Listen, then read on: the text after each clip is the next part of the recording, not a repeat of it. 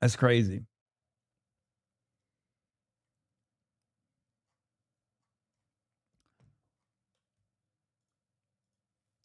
Anyway, let's get back to the Sean Hannity conversation now. Actually died under Mao, many due to starvation. Many more died in political prison camps or at the barrel of a gun lined up against the wall. Now, this is what democratic radical socialists want to bring to America. Now, Jon Stewart, he's all smiles, kicks and giggles, laughing it up with New York City's communist mayor. Take a look. You know, being a Muslim democratic socialist, I thought it would be pretty straightforward. You just saw like, well, what if I label myself something that scares people the most? I'm a Muslim democratic socialist. If you scare them twice. And I'd like to run your public transportation system. Yeah. Oh, okay. What happened to the free buses anyway? And now, according to Jon Stewart, there's no need to panic over the rise of socialism. It's just a populist economic movement. Apparently, Jon Stewart is thinking that the left doesn't actually support the radical policies stated in the DSA's own charter. Take a look. We're in that same place now where all these new ideas, suddenly the Democrats are, these democratic socialists, they're crazy. And you're like, well, but generally their crazy ideas aren't where the energy is. The energy isn't around like, we shouldn't have prisons or borders. The energy is around a belief that their economic populism. And when you call it socialism, I think it's a misnomer. Like in the same way that if you call Social Security socialism, that's kind of a misnomer. It's about strengthening a safety net for a country that has suffered too long, overvaluing capital and money and undervaluing labor and work. Now, the energy is about open borders, defund, dismantle, no bail laws, reimagine the police. He's such a lib. I mean, yes, they are. Americans are self-identifying liberals, okay? For the most part. This is something that we have to understand, okay? What do I always say? In order to build a mass movement, which is what socialism is, you have to speak to the masses.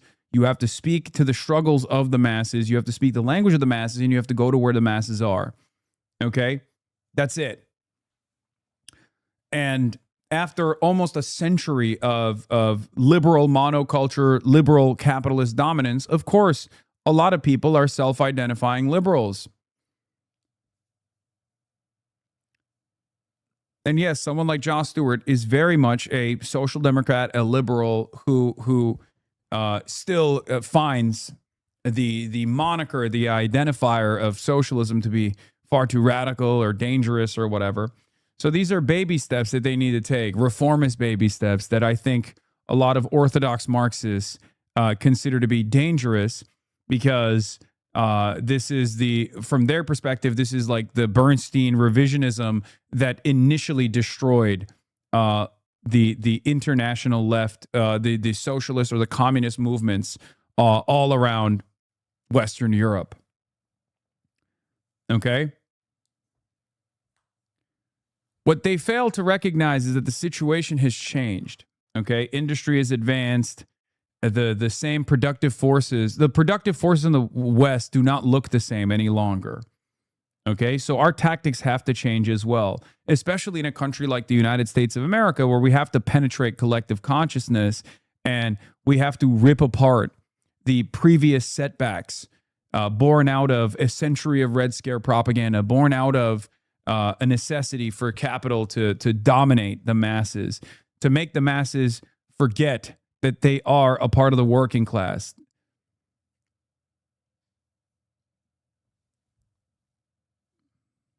This is the first step. It's not the last step. If it stops here, then that's a problem. Okay? We do not want simple, modest reforms.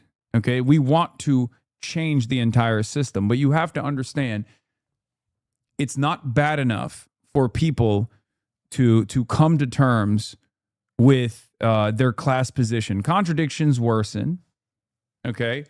Contradictions are as bad as they have ever been in the last 50 to 60 years. It's nowhere, but it's not as bad as it was in the 20s, right? Technological advancements, the sedentary element of social media and all of the treats that we can consume that are at our disposal. These are things that make people feel as though their lives have materially improved. And in some respects, they have, right? If you were to look back at the 60s, for example, the luxury items that we have, the average worker, and the luxury items that they are capable of receiving, that they're capable of holding on to, are the exact opposite. Okay. Now we look at housing as a luxury, but at the same time, we can fly around the world, right? You can get a little bit of disposable income if you're lucky enough, if you've saved enough to go and fly anywhere around the world. You can have a massive TV. You can have a refrigerator in your house that's much nicer than the refrigerators that used to exist. If you look at the actual cost of a television in like the 70s and 80s, it was far higher than the average cost of a TV now. But at the same time, if you look at the price of housing, whether it be rent or whether it be housing that you can purchase, it was endlessly affordable in comparison to now. Take it one step further, go all the way back to, I don't know, the time when kings existed. Like the average worker is now capable of experiencing things that were only readily available to lords, kings, demigods. Okay? That is important to identify. It's all topsy-turvy. It's flipped on its head. We can no longer afford housing, but we can afford all of these treats that genuinely improve our lives for sure. The price of commodities have gone down, specifically, things that would have been considered luxury items, luxury goods have become endlessly affordable. But things that are necessary for survival, things that are necessary for upward social mobility, healthcare, housing, and, a college education, those are the three things that have become endlessly unaffordable in the process. And depending on your perspective, those things are either inelastic goods or inelastic, like services that have inelastic demand, or are necessary for upward social mobility. But as long as the price of groceries remains relatively cheap, which, by the way, it's not, it's getting less and less affordable as time goes on. Okay, but as long as those commodities are relatively accessible, relatively affordable, the material conditions will not deteriorate to such a degree that people are living through the roaring 20s again.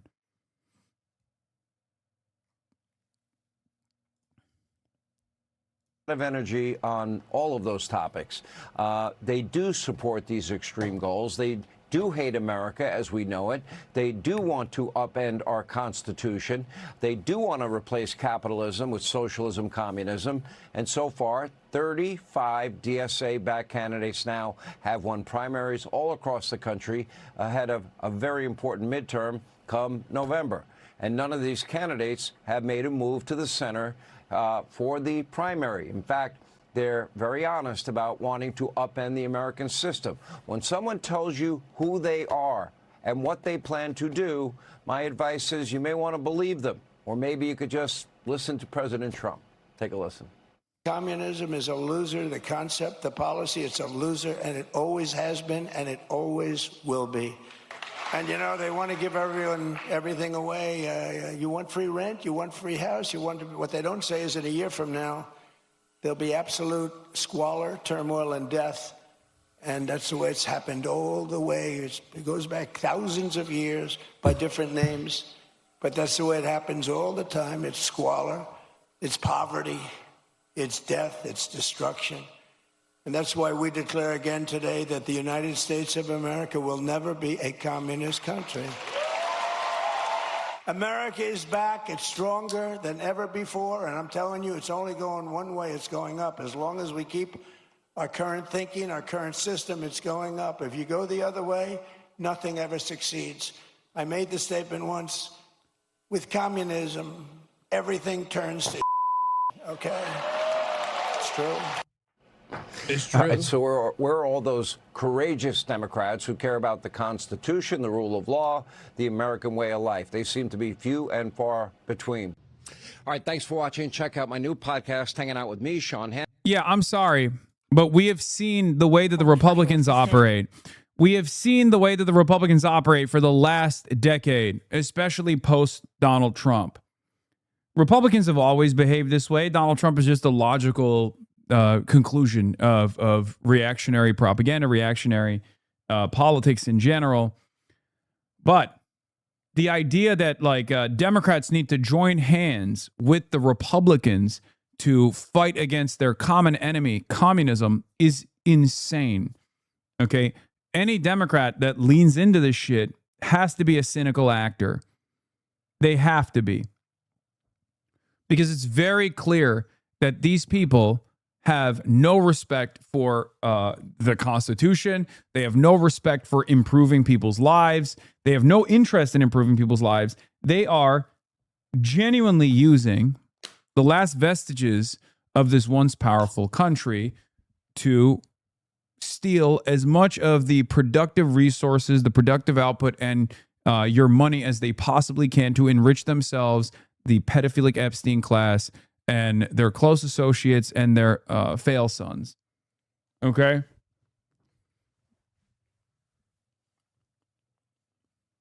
It's clear. It's clear that there is a plunder taking place right now. And it's clear for most people in the working class. It's even clear for the likes of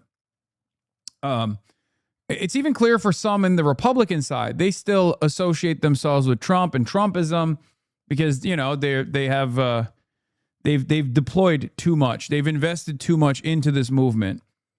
So it's tough for them to see that this movement has failed them. But if there are liberals out there who think that this is going to be a beneficial allegiance and not one that ends up harming them in the long run, they're delusional. Okay? Stop collaborating with fascists. They do not have your best interest at heart. They were calling you a pedophilic communist vampire last week. What makes you think things have changed now? It's unbelievable to me. To President Biden. Michael, lay it out there for us. This guy is a classic example of this, right? Establishment Democrats that are running to cooperate with fascists in order to attack their left flank. Is blue MAGA? Well, I have no idea. I mean, the article said it in the New York Times said it was sort of anything for what anybody wants it to be. This is the first I've heard of it, actually, and since I read the New York Times piece. It's catchy. What's that? It's catchy. It's catchy, clever play on words. I give him credit. But look, if being blue MAGA means you want to avoid losers as candidates, like Graham Plattner or anybody who had a Nazi tattoo, or nominating Democrats with toxic positions like abolish ICE or defund the police, or banning private health care insurance, then sure, fine, call me blue MAGA, I guess. Those are not winners. Those are not winning issues or winning positions. All right, here's what Hassan Piker told the New York Times. He said, blue MAGA is about cult-like loyalty to the Democratic Party, but unlike MAGA, it isn't centered around one person. It's centered around the image of a party that consultants and lobbyists have carefully curated. This obviously Cooked. Excellent. Excellent take from that guy. I don't know who that guy is. He has a beard. Different guy than me, but kind of agree. Kind of help. I hear that and I think to myself, wow, that guy is going places. That guy is correct. obviously becoming the new ding on the party establishment. Folks like Nancy Pelosi, who have spent their careers raising, I don't know, hundreds of millions of dollars for candidates. Why is Fox News defending Nancy Pelosi's honor? Why is Fox News defending Nancy Pelosi's honor? When have they done that? Why are they doing that? Yeah, and look, I understand a frustration with sort of the groupthink mentality sort of at the top. And I spoke out in the last cycle when I was, kind of sending some warning signals about President Biden's challenges and his vulnerabilities, and just even acknowledging that problems existed within the polling. And I lost friends. I was blacklisted from other networks. I was called a traitor or a bedwetter. I was called a lot worse than a. Yeah, that's why now I can only go on Fox News to complain. Blue MAGA. But I'm also not going to take advice from somebody who has no idea what he's talking about. I mean, this guy makes a living being a provocateur, saying provocative, offensive things. I'm glad he has a political science degree from Rutgers, but he knows nothing about government, politics, public policy, or anything. Well, we appreciate you here, having you, enjoy talking to you on the program. I want to ask you about this while we have you. New York Magazine reports, like it or not, Kamala Harris. Is he saying that you were in support of Biden? I mean, I was in support of Biden reluctantly. I in 2019, if you go back far enough, you'll see in 2019, while the primaries were just beginning, I said, if we elect Joe Biden is going to set back any kind of progressive movement in this country. He's too old, and everyone can see that he's too old, and he is going to be a one-term president. It is a major mistake. But once past the point of Super Tuesday, when it was very clear that Joe Biden was going to be the candidate, unfortunately, when the establishment Democrats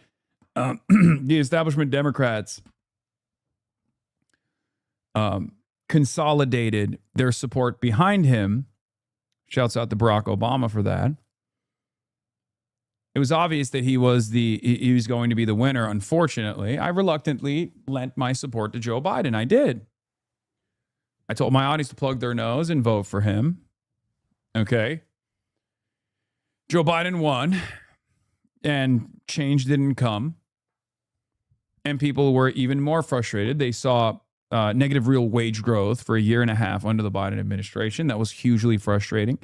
And the Biden administration was absolutely, utterly incapable of defending against the barrage of reactionary attacks, saying that Joe Biden was opening up the floodgates of migration from the third world, all this stuff.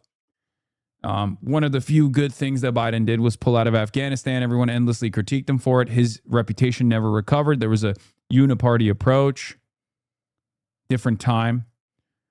And then, Biden's crowning achievement for his devastating term,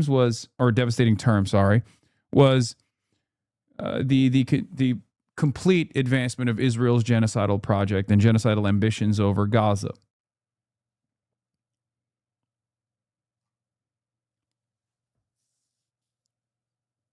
And he will forever be remembered as the guy, as Genocide Joe.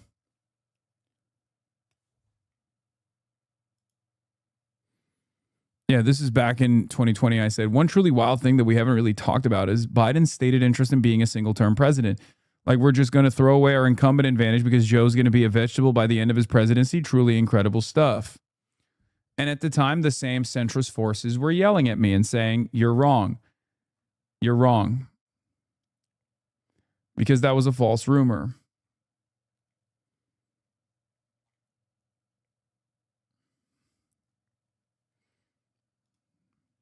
Turns out, it actually caused the Democrats to lose a tremendous amount of credibility amongst the base because they could see personally that Joe Biden's mental faculties had deteriorated. Okay.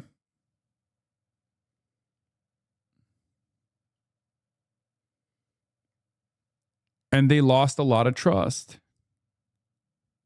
Harris is the front runner this for the next presidential election cycle. Quote, she's been listening to the American people and really trying to figure out what's impacting them and how she can be of service to them.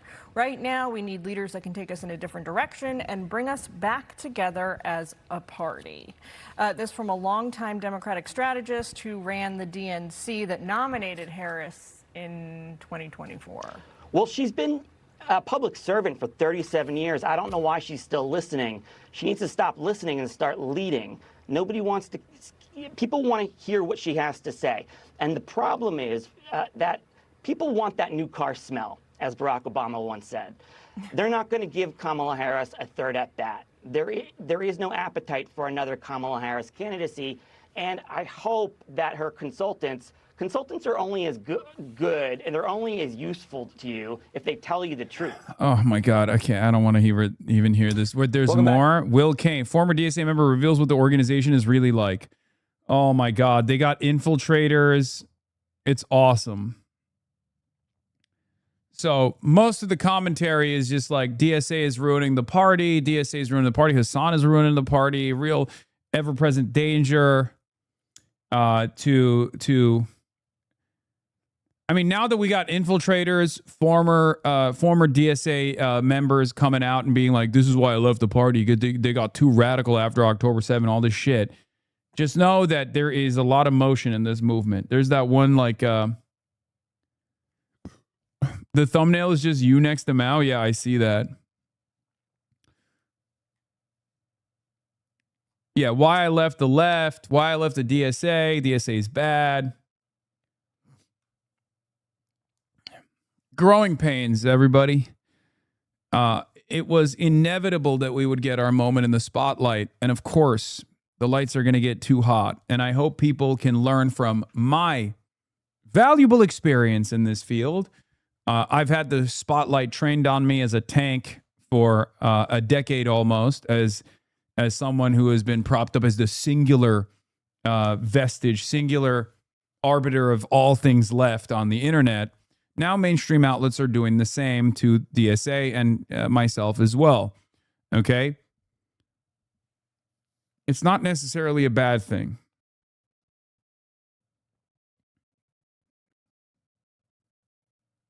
It's not a bad thing.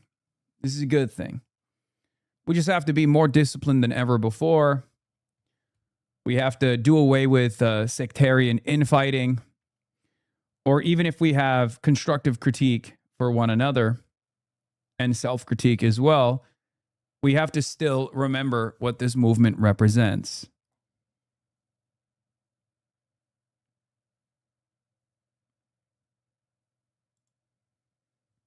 Yeah. Deets on DNC's latest challenges. DNC used to own building. DNC uses own building as collateral for its biggest ever off-year loan in 2025. Per previously unreported docs, Ken Martin was the subject of an HR inquiry after throwing a phone near an aide. Yeah, no wonder the DSA is making such inroads right now. There isn't a Democratic Party to speak of. There isn't. The DNC has fallen asleep at the wheel, but this presents an opportunity for us. It's a question we've been asking all week. What does a future under democratic socialism look like? Well, my next guest spent years as a member of the DSA until 2022. And he says the direction they're going in is, quote, utopian. Joining me now is a former DSA member, Jake Altman. Jake, that's an interesting. So Jake Altman been dropping your name 3 months ago? Yeah, no, his whole, what the fuck? El Sayed, ally supports Hezbollah, defends pedophiles? What the fuck? Amir Makled lost a key union endorsement? I don't think he's talking about me. I think he's talking about Amir Makled. But even that is bullshit as well. But regardless, Jake Altman's entire point is I'm a former DSA guy and I hate the DSA. They're too radical, okay?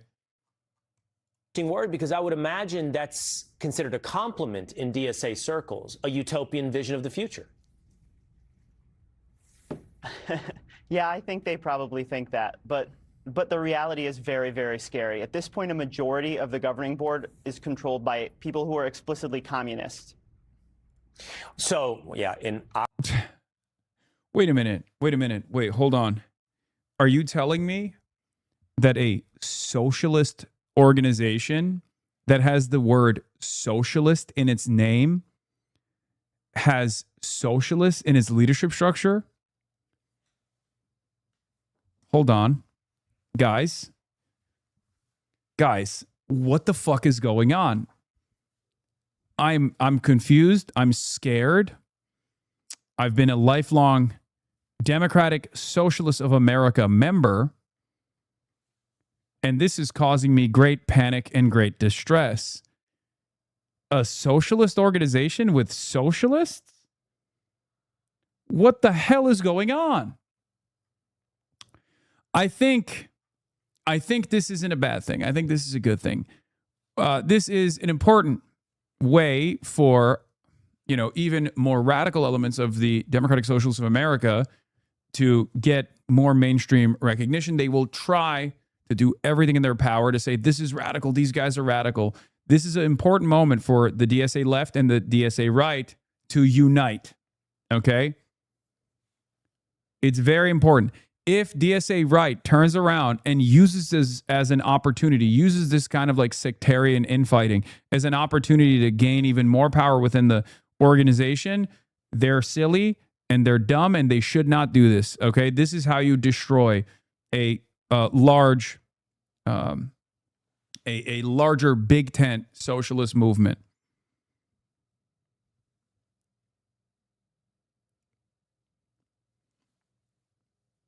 I don't think it'll happen regardless, because even the furthest right elements within the Democratic Socialists of America obviously were very critical of that one person who just came out of nowhere and was like, that one person on Twitter who was like, I joined DSA finally. And then a week later was like, I'm leaving DSA because the DSA needs to purge all of its tankies. I was like, who the fuck is this guy? The fuck? The fuck do you mean? The fuck are you talking about?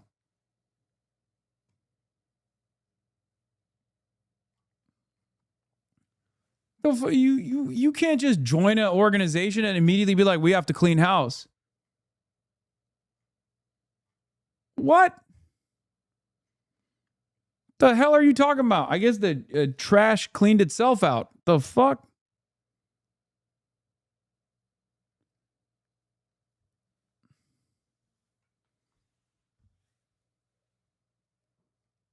our vision, that would be pretty dystopian. Why does that come as a surprise to you, Jake? I mean, if you remember the DSA, did you see some midway point between democratic socialism and... Yeah, and the New York Times immediately put the beat on DSA as well. They found the person and interviewed them. Yeah, I saw this.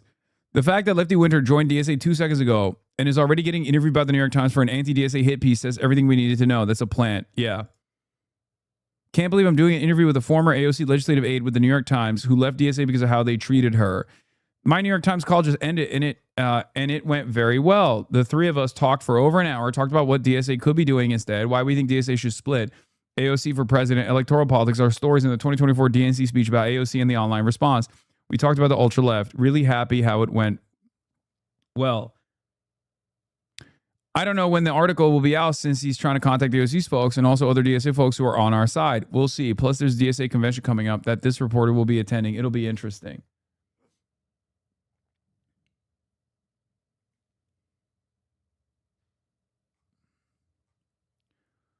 Let me tell you something, okay? She's not a plant. She's just goofy. I mean, plant or not, this is wrecker behavior, okay? This is what it is. The moment that you collaborate with a mainstream organ of propaganda in their hit piece against the Democratic Socialists of America is a moment where you become an op. You move on from useful idiot to opposition. That's just how it works. I've given plenty of interviews to the New York Times. I have interviews coming out with the Wall Street Journal, numerous other organizations, numerous other mainstream platforms, and you will never see me fucking shit on the Democratic Socialists of America. It's totally ridiculous.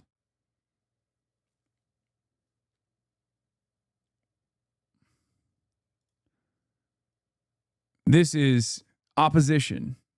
people using what kind of, like, people using the fractional experiences that they have within the Democratic Socialists of America, or the longstanding experiences they've had. Like, is this guy Altman? He was a part of DSA for a much longer time than this other person, right? Like, he just didn't like the direction that the DSA was going, which is become successful. Okay, become a real powerhouse within American politics. He didn't like that. He didn't like the organization was growing and becoming actually a successful organization. So he left, and now he tries to make a living off of shitting on left mobilization in this country. Communism that you hope that they would land on? When I joined 10 years ago, or more than 10 years ago at this point, when I joined, it was a cozy, they were advocating for Scandinavian social democracy, right? And then over a 10-year period, we saw the organization just...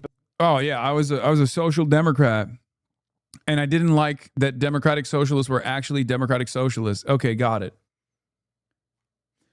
So much of the disagreements amongst the American left also revolve around American foreign policy.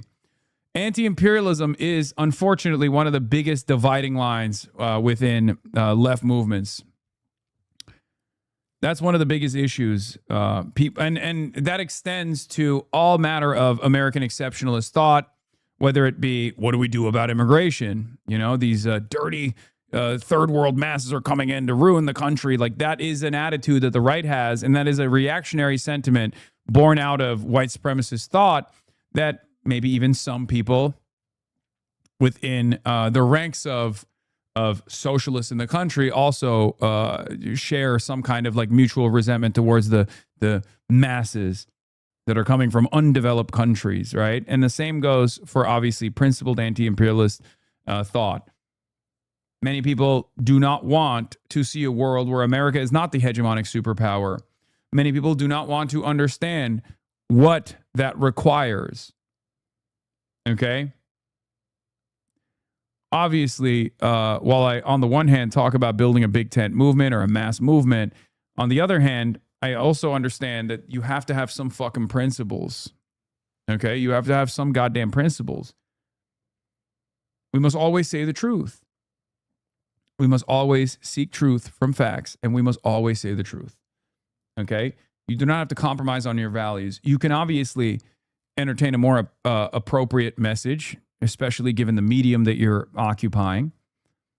But ultimately, you don't cast aside your values. You don't cast aside your moral compass.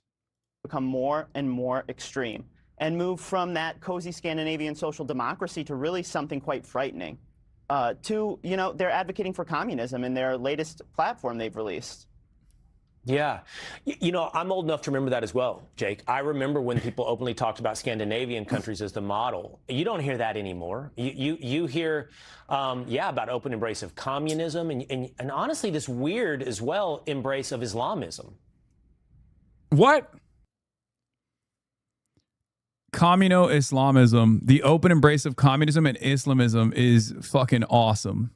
Okay. Yeah, I mean, I think some people in DSA are out with the whitewash brush right now, trying to tell people, trying to sell this line that it's just cozy Scandinavian social democracy. But the reality is very, very different. And yes, it's true. They have this alliance with extremism, right? They are extreme, and they have an alliance with very, very extreme pro-terror voices. And frankly, it's quite frightening. So we've reported on that, what's been called the Red-Green Alliance, which is definitely a short-term arrangement between Islamic fascism and socialism.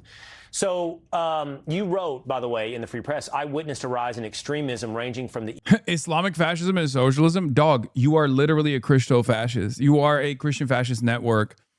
The movement is Christian fascism. That is the real movement. There is no Islamic fascism growing in this country. I don't even know what they mean when they say Islamofascism. They just assume that like Zoran Mamdani or even someone like myself are actually trying to implement some sort of like Salafist regime in this country with Sharia as the law of the land. You know, it's fucking racist ass Islamophobic tropes. Eagerness Bullshit. to collaborate with Leninist groups to a growing animosity towards the United States and the West. My final departure was prompted by the DSA statement that attributed Russia's aggression against Ukraine to American imperialist expansionism. Jake, would you say that this change in the DSA, and we've had other people report on this, and its move towards both communism and the embrace of perhaps some radical Islam as well, belies just an underlying hatred of the West and America? It absolutely does. I think these people have never met an enemy of America they weren't willing to fall down apologizing for. And we've just seen that again and again. We've seen that with Hamas. We've seen that with Russia. We see it with Maduro. We see it in Cuba. All of these authoritarian regimes, they are ready to apologize for them again and again and again. But it's America that they view as fundamentally evil, and it's just wrong. Jake, do you look back on your time with the DSA now and think it got hijacked, or do you now look at it and say, really, there was no ideological break once you started moving towards socialism, and it was inevitably going to run into the hands of extremists? By the way, Jake, just like it has in most countries around the world.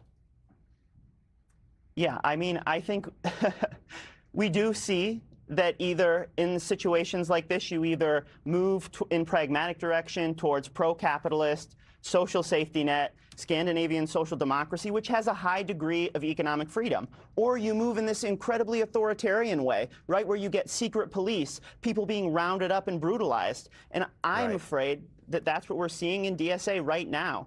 In America. Yeah. Well, Jake Altman, thank you for talking about it, and yes. thank you about sharing with us that with us here today. Be sure to like and subscribe for all the Fox News latest on YouTube, and catch full shows streaming now on Fox One.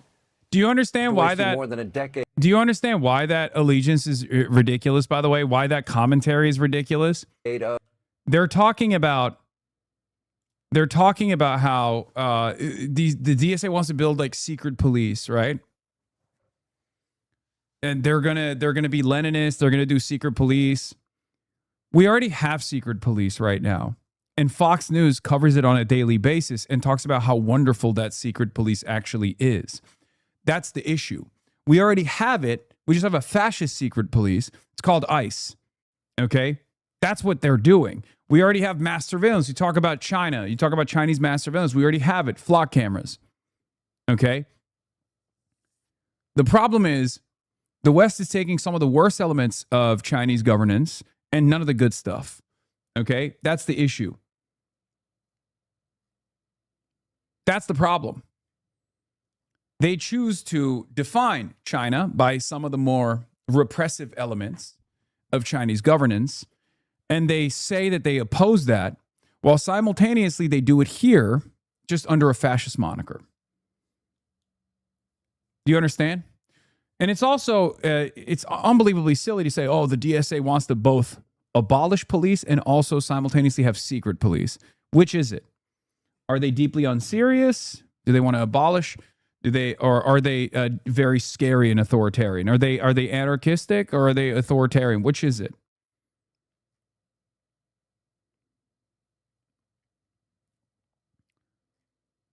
Very stupid. None of it makes sense. This is a train wreck for the Democratic Party. Victor Davis Hanson complaining about it as well. I mean, Sean Hannity promoting James Carville, socialist nightmare, more and more. Every damn night, they're talking about DSA is scary, Hassan is scary, AOC is scary. Let's look at one of the establishment. Let's look at establishment Democrat railing against their socialist counterparts. It's the same fucking nightly show, day in, day out. We just have to keep pushing through this. And like I said, we have to become undeniable. Just do not back down. Do not actually concede on your opposition's framing on this issue. Do not. Okay? Support your comrades. Support your friends. Support those who are ideologically closest to you, whether they are to your left or to your right. Okay? Do not concede. We have to be unbroken. We have to be unbowed, and we will become undeniable. of his life obsessively hating all things President Trump, washed up Democratic. Going back to what you were saying about Biden, you called the shit back in 2020. You're a phony and hypocrite. I criticized Barack Obama throughout his entire presidency, and I criticized Hillary Clinton as well. I am not a hypocrite. We're gonna. What the fuck?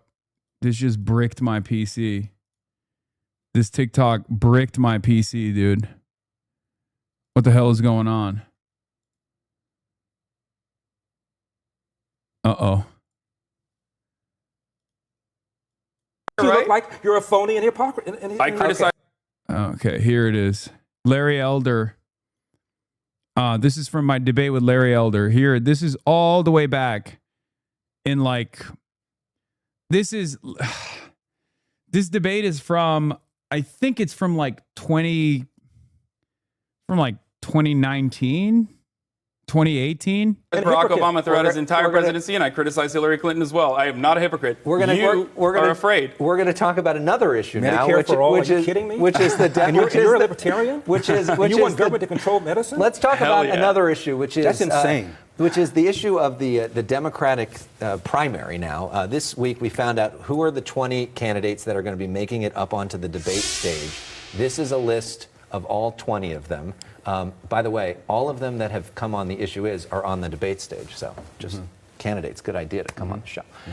Sadly, for the candidates that are goose eggs, Steve Bullock, Mike Gravel, Wayne Nessum, and Seth Moulton, none of them met the criteria. I know many of our viewers are crying over that. They will be missed. Mike Gravel is an entertaining guy. Where do you guys see the state of the race? Because I think you both might agree on something. Neither of you like Joe Biden. Well, I'm not a fan of any of them. Yeah. Me either, except for Bernie. Maybe do you like Elizabeth Warren? Maybe I'll vote for Elizabeth Warren, but it's definitely the second best. So if option. Joe Biden got the nomination and is running against President Trump, you would not vote for him? I don't know. I've honestly considered moving up into the mountains and living an anarcho-primitivist lifestyle if Joe Biden becomes the Democratic nominee. I think Trump has a chance of defeating Joe Biden. But worse than that, even if Joe Biden wins, I think we go back to business as usual politics here in America. And next time around, it's not going to be Donald Trump. It's actually going to be an ideologically minded fascist, not a proto-fascist who kind of succeeded somehow and you have to remember, this is predating COVID, by the way. Yeah, this is before COVID. Obviously, the calculation shifted after COVID. But, so, it's not, yeah, it's pre-COVID. But the point I made remains. And I was right. I just thought it wouldn't be Donald Trump, but Donald Trump came back far worse than ever before. So if Joe Biden got the nomination and is running against President Trump, you would not vote for him? I don't know. I've honestly considered moving up into the mountains and living an anarcho-primitivist lifestyle if Joe Biden becomes the Democratic nominee. I think Trump has a chance of defeating Joe Biden. But worse than that, even if Joe Biden wins, I think we go back to business as usual politics here in America. And next time around, it's not going to be Donald Trump. It's actually going to be an ideologically minded fascist, not a proto-fascist who kind of succeeded somehow and fooled Americans for long enough to get into a position of power. Yeah, people yelled at me at the time because I said I would become an anarcho-primitivist, which is obviously a fucking joke. But an actual terrifying leader. Oh, my goodness. There was just a poll in Gallup, and they looked at Donald Trump ideologically. 17% believed that he was too conservative. 18% thought George W. Bush was too conservative. 38% think that Donald Trump's views are just right. 36% thought George W.'s views were just right. 39% thought both of them were too conservative.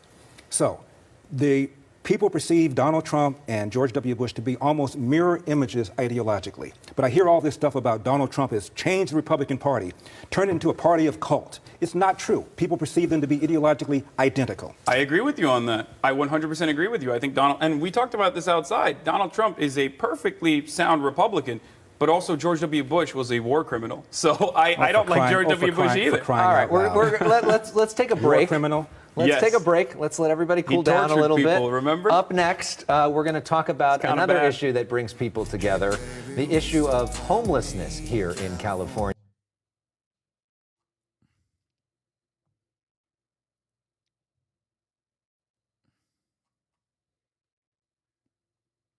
Yeah. It's cooking even back then, baby. Oh. When is your face going to grow back? I miss it already. Just get used to it, okay? You will get used to it eventually. If you close your eyes and listen to that guy Glaze Trump, it deadass sounds like Rubio.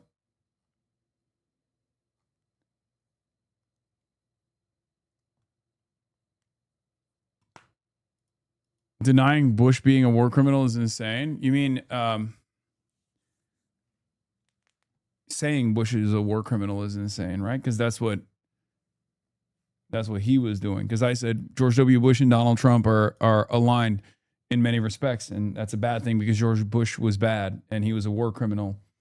I think you were wrong about the Trump cult part. What do you mean? Strategist, my old pal, James Carville, has now discovered a much more pressing matter in his own front yard. Take a look. These people are paternalistic, and it's a bunch of overeducated little white turds who think they know more than other people know. He's literally talking about himself here. It's so funny. This is what establishment Democrats are. Overly educated, paternalistic white turds for the most part that masquerade as though they're like they masquerade. Yeah, this is the bed that James Carville sleeps in with a Dick Cheney operative, by the way, his wife. He literally sleeping with the opposition. That's number one. Number two, I don't know why he's just doing these from a increasingly more ridiculous outlet. Looks like he's in a casket already.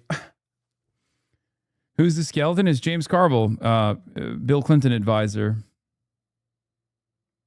campaign manager.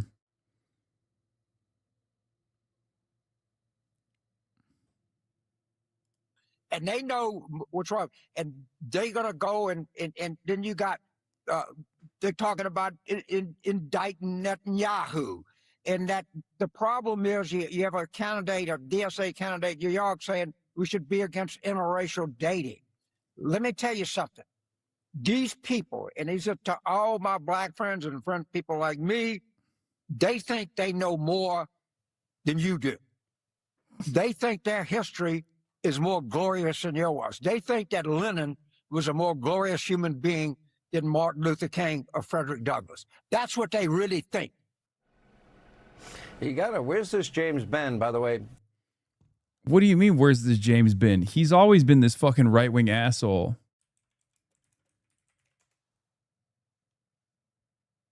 What the hell are we talking about?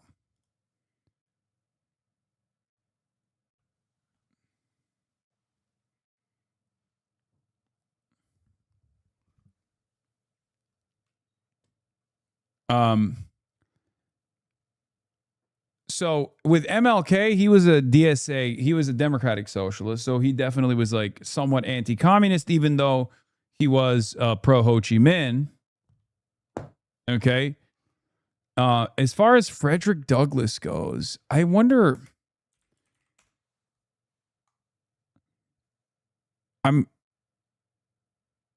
Frederick Douglass.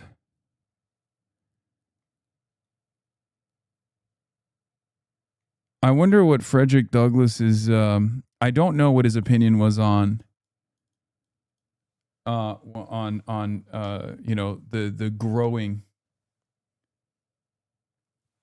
because the Republican Party in its formation, at its inception, was created to abolish chattel slavery in the South and wage slavery in the North. So the Republican Party in its formation was far more radical than its contemporary example. Obviously, they fought to abolish slavery and won. But the Republican Party in its initial formation was certainly not what the Republican Party has become now. And this is something that people often forget.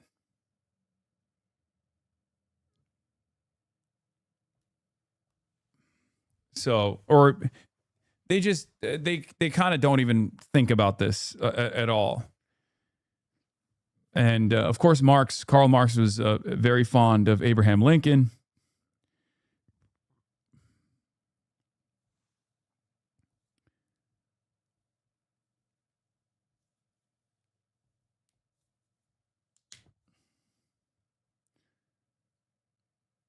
What is this? Well, United States of Israel. Israeli Prime Minister Benjamin Netanyahu says Marco Rubio promised him that he will destroy the International Criminal Court for him. Oh, yeah, we're going to talk about that too. Oh, yeah, I had this link ready to go as well. Frederick Douglass and Karl Marx on the Paris Commune and the labor question in the United States. I mean, I don't really care about James Carville shitting on the left again. Who gives a fuck? Good evening. Hope you're having a Dude, this guy fucking John Fetterman. Like, the question you got to ask yourself, the question you got to ask your like liberal, self-identifying liberal family members, your neighbors, your friends is this. Who do you feel closer to? Zoran Mamdani, AOC, Democratic Socialists of America, or the likes of John Fetterman?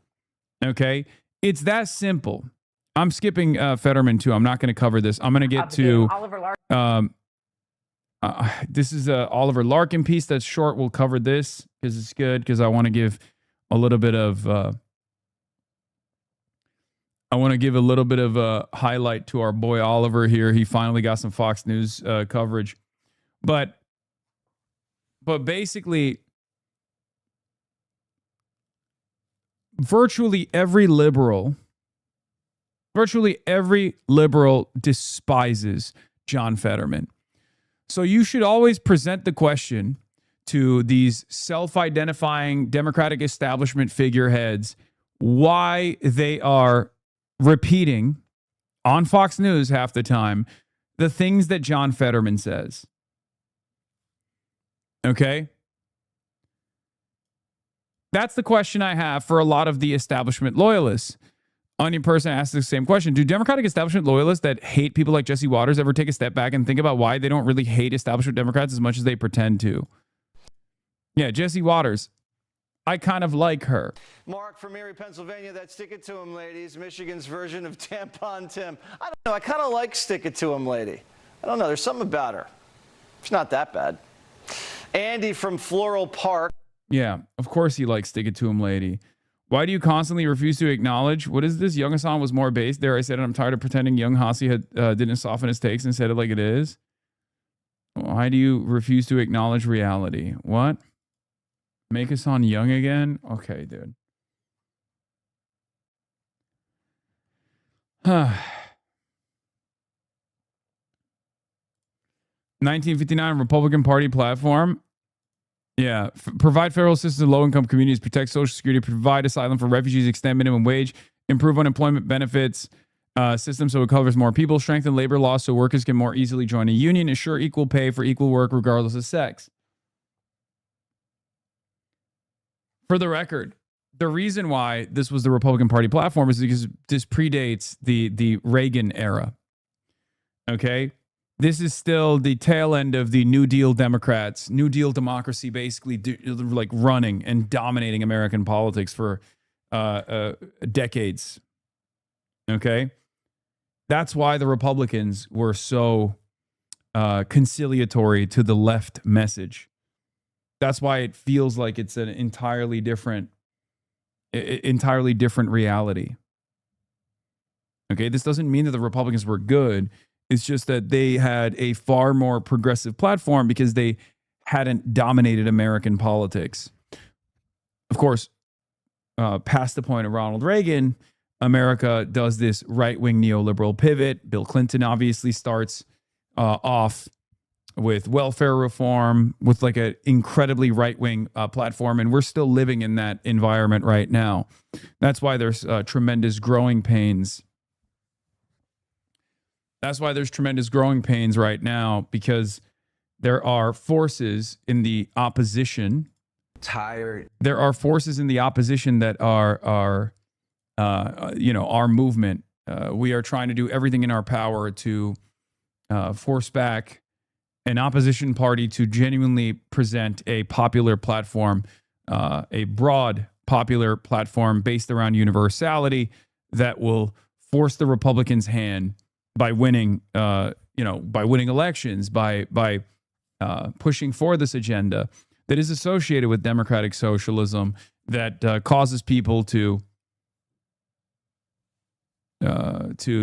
really reconsider what socialism truly means.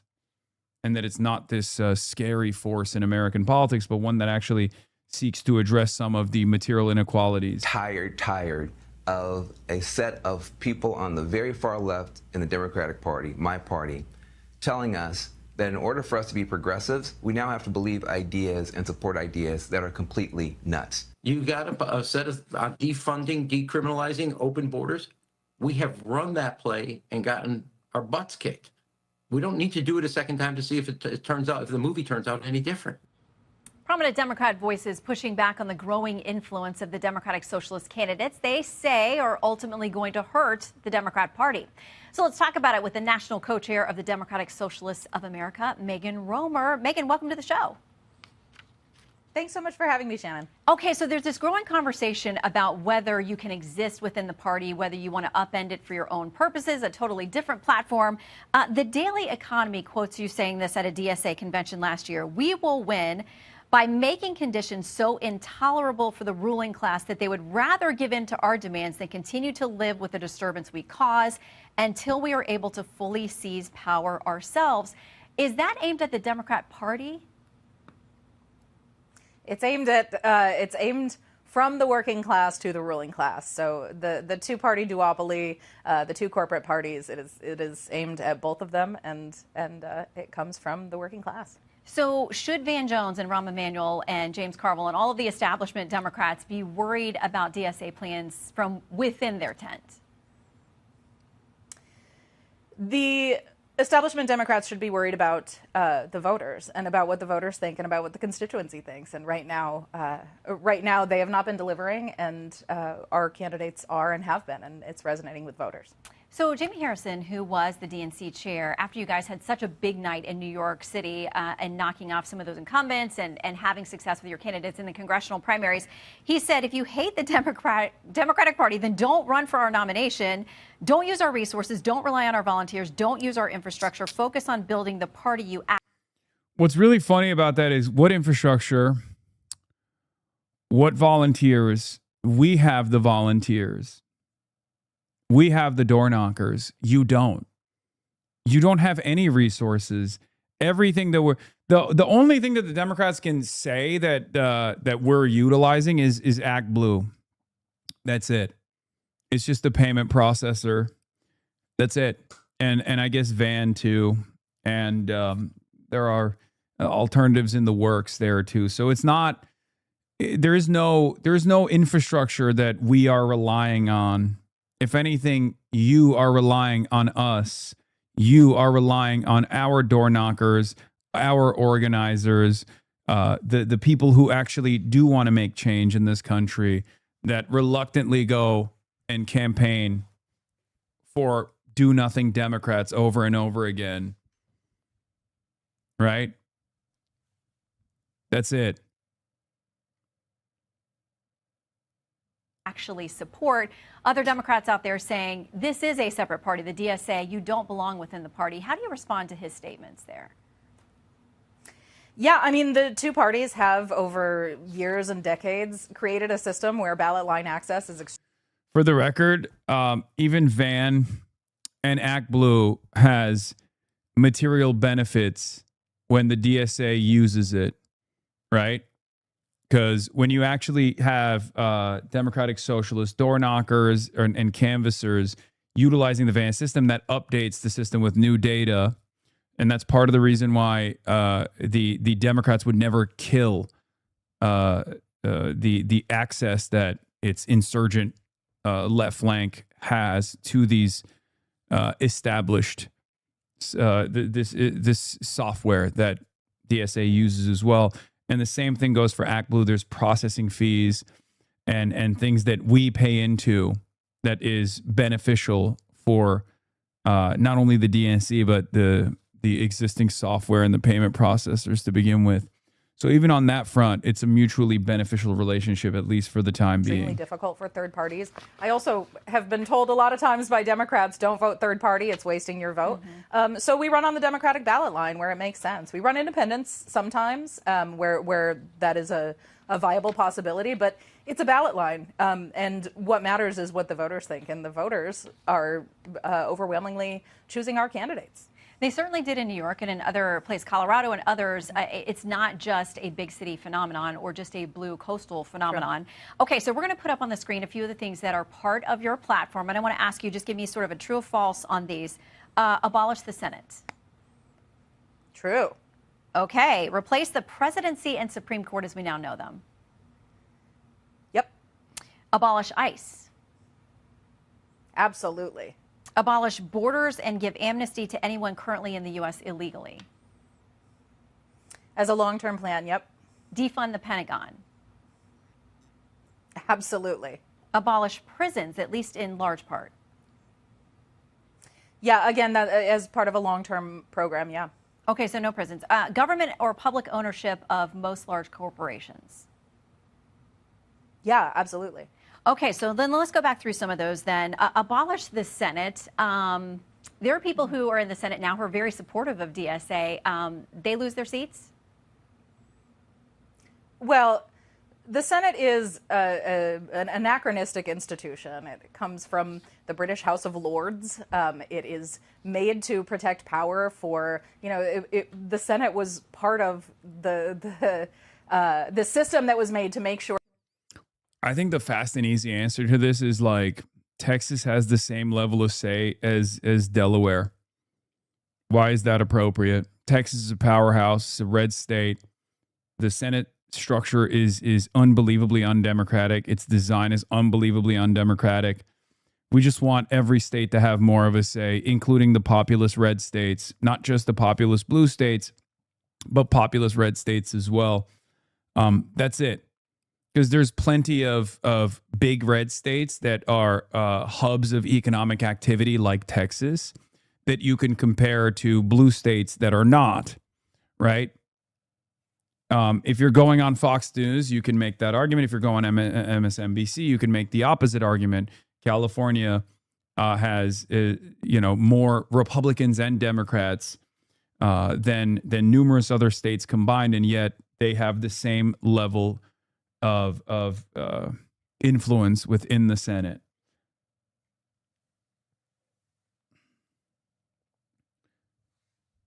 It's not necessarily Senate abolition per se. It's more so just making a more democratic and more representative process. But once again, we can have disagreements on this stuff, but you're just trying to present this as like unbelievably silly. What's the benefit of abolishing prisons law? Great question. The current carceral structure is not designed around benefiting or like, okay, the question is this: what is the purpose of prison, right? The purpose of prison theoretically is supposed to cordon off bad individuals that have violated the rules and like broken some fundamental rules in society so that we can all continue living in society in harmony, right? Guys, stop. I'm explaining it to a normie and you're like, it's fucking slavery. Yes, just shut the fuck up, okay? Just stop for 1 second. Jesus Christ. Thank you. The entire purpose of prisons in theory, okay? The entire purpose of prisons in theory is to create a more harmonious society. Societies have rules and regulations. There's a social contract. When someone violates those contracts, when someone violates those rules, we have to punish them. We have to cordon them off of regular society. And ultimately, the goal is supposed to be to rehabilitate them, because prisons are not supposed to be permanent. Like the purpose of a prison system is not to like permanently cordon off someone from society, unless they've done, a heinous crime and it's virtually impossible for them to rehabilitate. But that's not the North Star, right? The whole point is when someone does something heinous, we take them away from civilized society so they can't continue doing harm. And the ultimate purpose of this is not to permanently torture these people, because it's not supposed to be about vengeance, right? It's supposed to be about justice. And justice is about ensuring that these people learn their lesson and they never commit the same wrongdoing ever again. So if that's the actual theoretical purpose of the prison system, how can you look at the American carceral system and say that this has been successful? when we have an unbelievably higher recidivism rate in this country than all other civilized nations, all other developed nations, all other OECD nations. This means that the current carceral system in the United States of America has been disastrous because our current carceral system in the United States of America cares little about ensuring that the rate of recidivism is lowered. What I'm talking about when I say recidivism, for people that don't know, is people who reoffend. They go to prison, they come out of prison, and they reoffend. People in the United States of America that like the current structure, that sometimes even have a financial investment in the continuation of this current torturous prison structure, say, oh, well, our rate of recidivism is terrible in this country. That means we just need to be more cruel. Okay, we need to be more ruthless in our prison system. This doesn't solve the problem at all. Look no further than Nordic-style democracies, okay, where their prison system is far more humane, and therefore they have a much lower rate of recidivism, of reoffending, a rate of reoffense in those countries. Okay?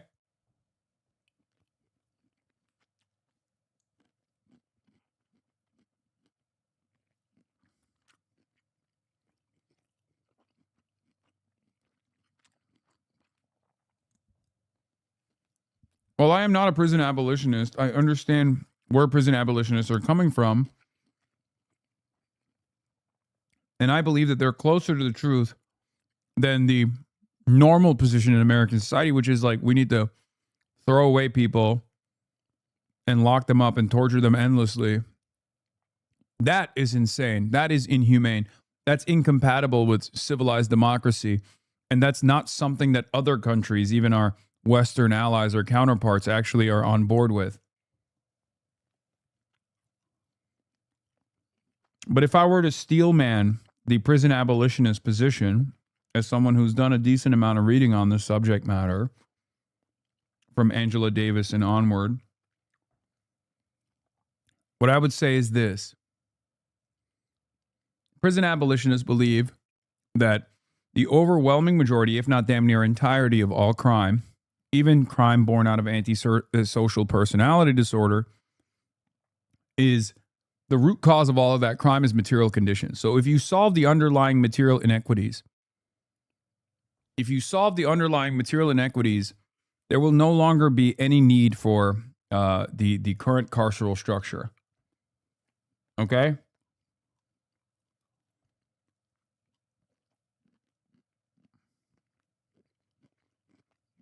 That's it.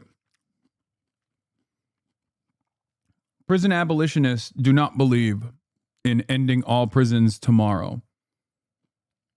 Prison abolitionists don't believe that. I'm not a prison abolitionist, but you have to be honest about what they believe. Prison abolitionists believe that we need to move to a healthier society where there is no more need for prison. Okay?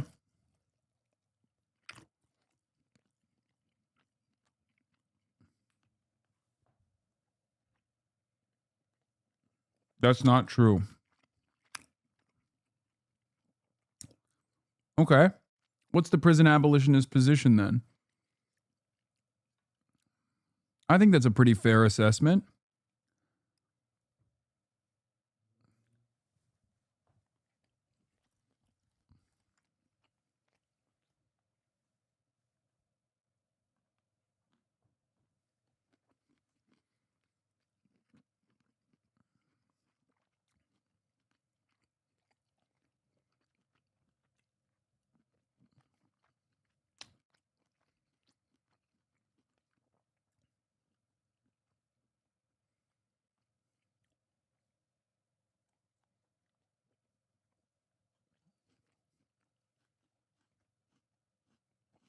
That the people didn't have too much of a say. So we want to expand Congress significantly, but make it a unicameral legislature. Okay, and without the presidency and Supreme Court, so abolish ICE, would there be any enforcement of immigration laws, or with abolishing the border, we're not enforcing immigration laws, they go away?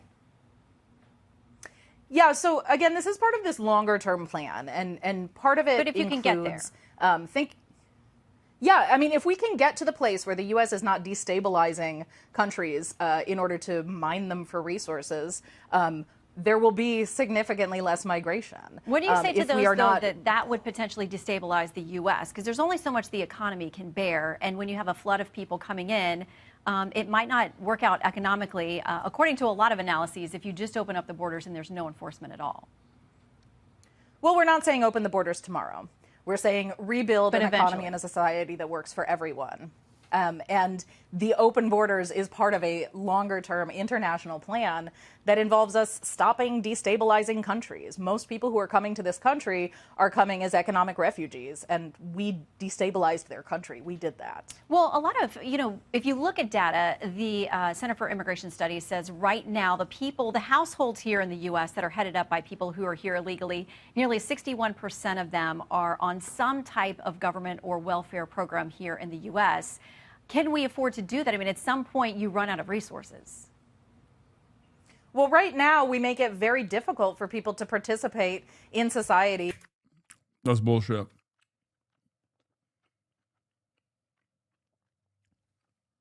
Center for Immigration Studies is an insanely white nativist outlet.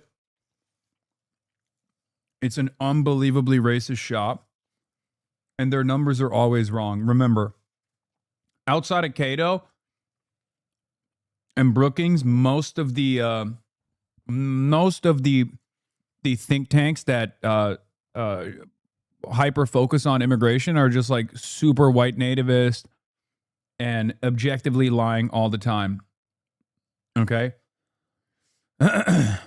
The thing that they complain about as far as welfare goes is American citizens. They're just cordoning off American citizens that happen to be children of either undocumented migrants or tourists or, legal permanent residents as undocumented migrants themselves. Is fundamentally at odds with birthright. Those are American citizens. Undocumented migrants can't take advantage of the social safety nets. We already have an issue with social safety nets in this country. We don't really have a bountiful social safety net here at all. The strain that undocumented migrants put on the American social safety nets is negligible. It's not real. It's bullshit. It's made up. In such a way that they can avoid using services. So we want people to be able to work and live and go to school and actually participate, which means contributing to society and also getting what they need from society. It's a collective choice we can all make. So if we talk about abolishing prisons, then does that make society better? I mean, is there anybody that should be incarcerated? I mean, rapists, child predators, murderers? Yeah, so the long-term plan, when we think about most people who are in prison, they are mostly in prison for crimes of poverty. But that's not what I'm talking about. I'm talking about the really, like the I murders hear you. and So rapists of the world. So when we get rid of this need for crimes of poverty to exist, when we get rid of that destabilizing force that creates so many people who are living in desperate situations and doing desperate things, that brings those numbers down to very small numbers, and then we can collectively decide what we do with those people. I suspect it won't look like the prison system as we know it today. Okay, but you do think some people need to be locked away from society? Some people are not able to be functional members of society. That's true. But what does that look like to keep the rest of us safe? We're talking about safety. We're not talking.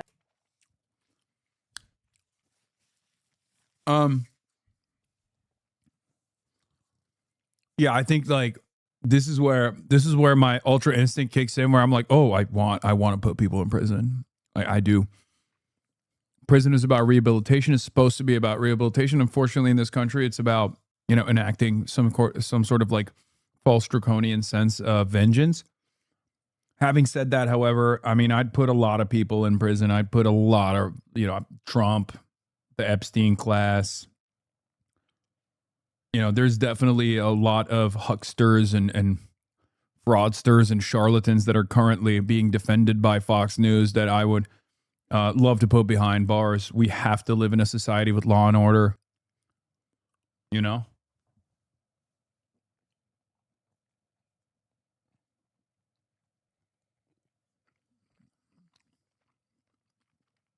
I'm a firm and committed believer in law and order, baby.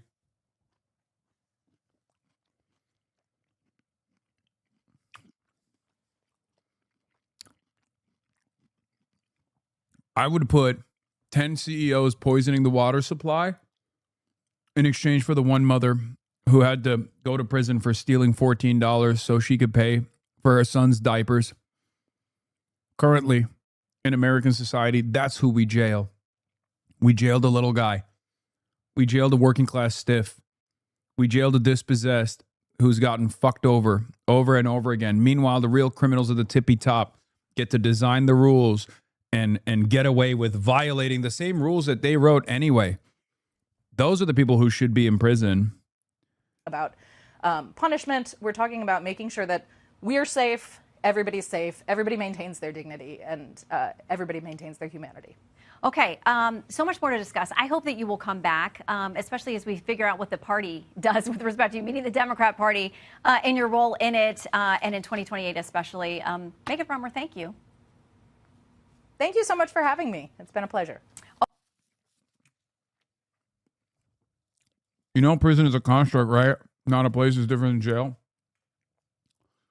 Whatever, man. I'm using prison and jail interchangeably and colloquially. Okay? I know. I want long-term involuntary commitment for financial criminals, okay? Put them in whatever the fuck you want to call it.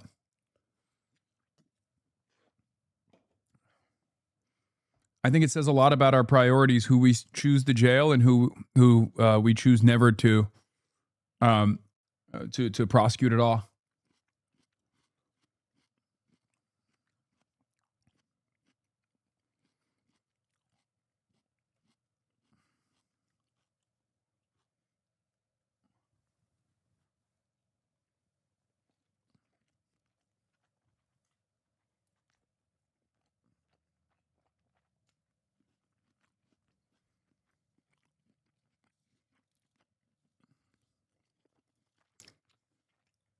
Arkin is challenging Florida Democratic Congressman Jared Moskowitz in next month in the August primary in Florida, and he joins us now. Oliver, thank you very much. Good to have you with us. Thank you so much for having me on, Martha.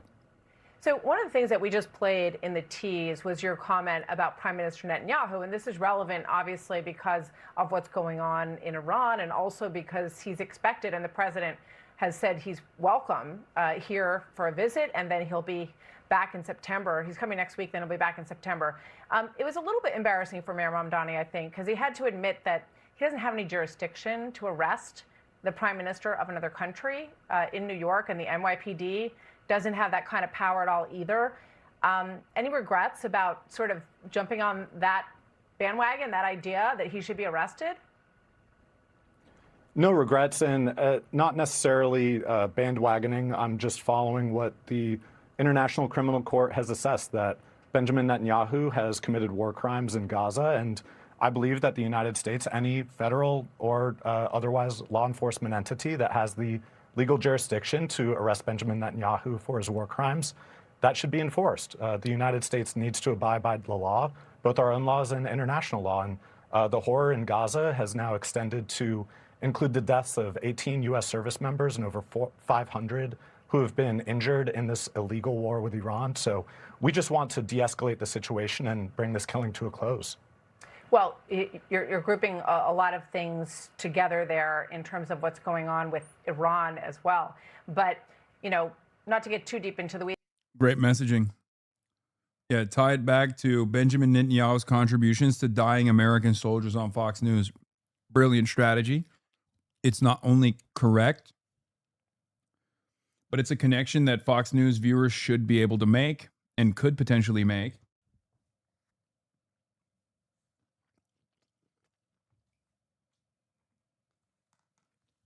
Of course,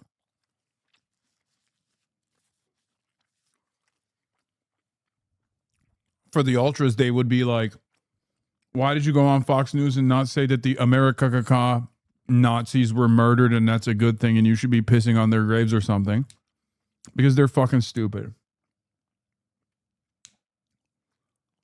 Okay? You know. I think it's good. I think it's good to message like this. One, because it's true. It is true.